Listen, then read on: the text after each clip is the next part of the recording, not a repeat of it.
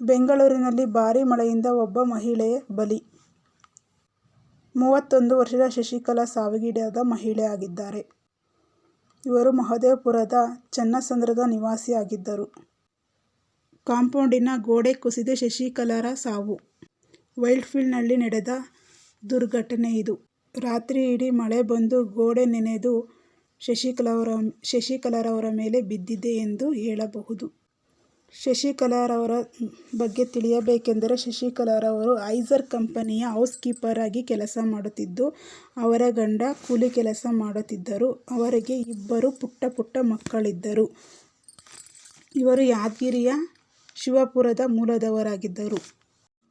ನಿನ್ನೆ ಇಡೀ ರಾತ್ರಿ ಮಳೆ ಬಂದು ಗೋಡೆ ನೆನೆದು ಬೆಳಗ್ಗೆ ಕೆಲಸಕ್ಕೆ ಬಂದ ವೇಳೆಯಲ್ಲಿ ಶಶಿಕಲಾರವರ ಮೇಲೆ ಗೋಡೆ ಬಿದ್ದು ಈ ಘಟನೆ ನಡೆದಿದೆ ಎಂದು ಹೇಳಲಾಗಿದೆ.